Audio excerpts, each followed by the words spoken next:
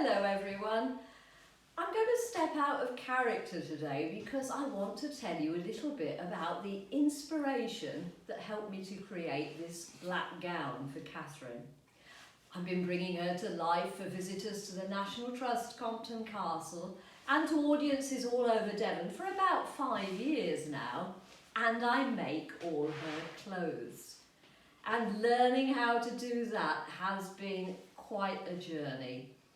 I've done masses of research and study because I was determined that I would discover how costumes were structured and how they were made.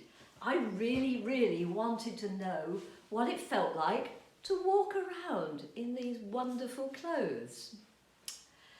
Now, I don't have a portrait of Catherine that I can copy, but I have managed to find one of her sisters, and it's from the V&A collection, and here she is. It's Joan. She married a quite wealthy man actually. His name was Anthony Denny, and he became groom of the stool to Henry VIII.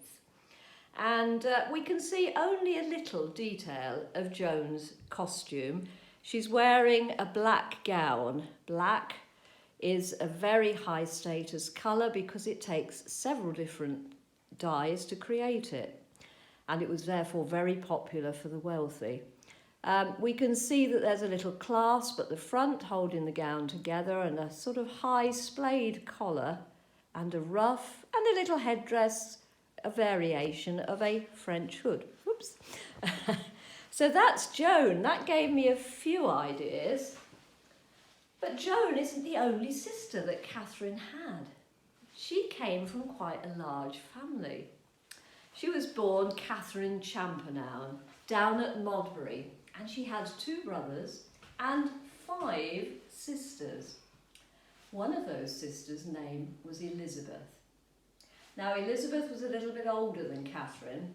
She married a chap called William Cole, and they lived down at Cornwood near Ivybridge.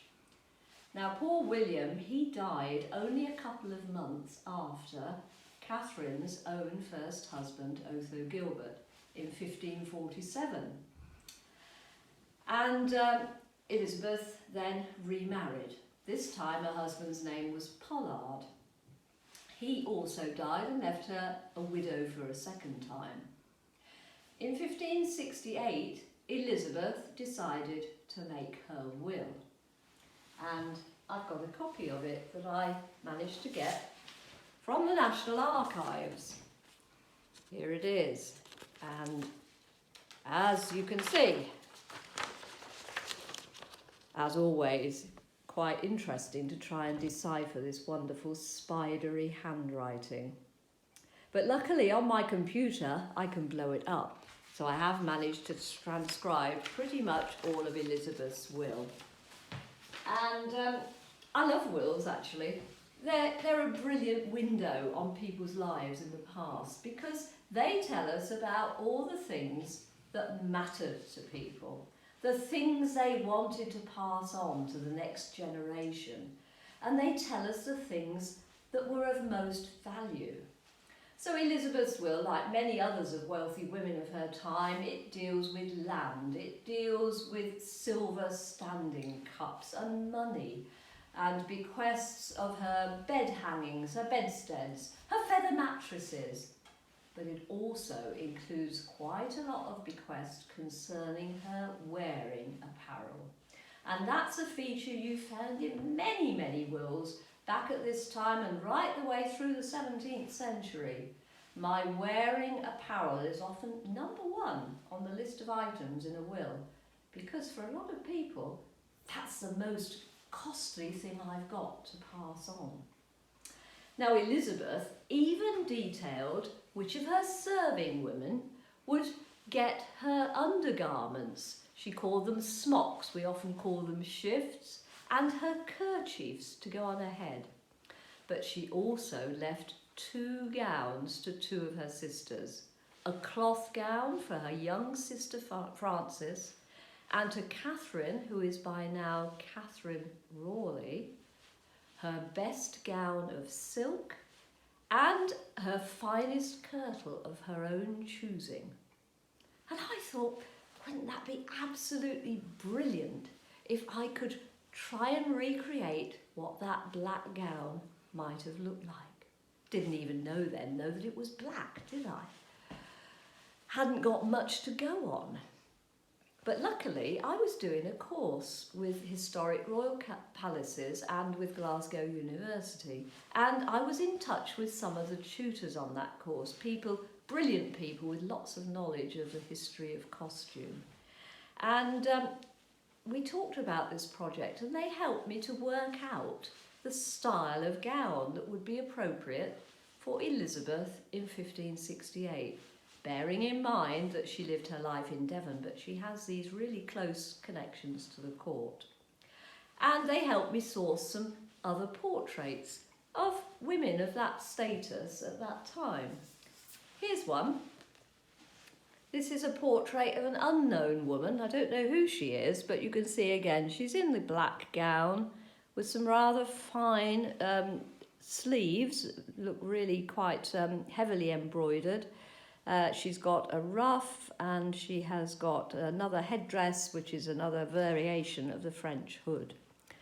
So the favourite one that we found, though, and a lot of you will recognise this lady. This is Bess of Hardwicke. This is a portrait I think you can see if you go up to Hardwicke Hall. And again, she's got the black gown, but this time you can see much more clearly that she's got these paned sleeves with little slits where the under fabric shows through. And she's got some rather elaborate foresleeves. Down the front it's fastened with some clasps. But the bit I really like best about this picture is Bess obviously lived a lot of her life quite a long way north of Devon. And it was obviously fairly chilly there, because you can see that she has actually lined her costume with some rather nice white fur. So now I'm starting to build a bit of a picture of what Catherine's gown might look like. And then I had another stroke of luck, because in the church at Cornwood there's a memorial. It's actually a memorial to Elizabeth's son. This is Philip Cole and his wife. But in the background, some very shadowy figures of his parents. And over here, I don't know if you can see her, standing behind Philip's wife is Elizabeth, his mother, wearing a very long black gown, and we can see, even in this little image, quite a prominent ruff at her throat. So now I have actually found an image of Catherine's sister, who left the gown to her in that will.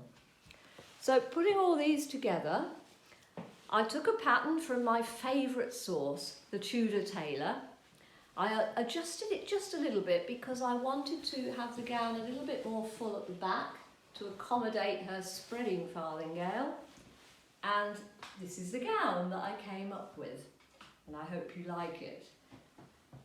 I've teamed it with some separate foresleeves and a front part of this, there's a colour that is described in lots of the records as tawny, and it seems to vary between a sort of a brown right through to all shades of sort of quite bright oranges and almost to yellow. So this is my interpretation of that colour tawny in Catherine's gown. And we've used these little fastenings up at the front, the jewelled fastenings, to replicate the idea from some of the portraits I've researched. She has her ruff at the throat and on her sleeves. So that's the finished item. Shall I give you a twirl? Here we go.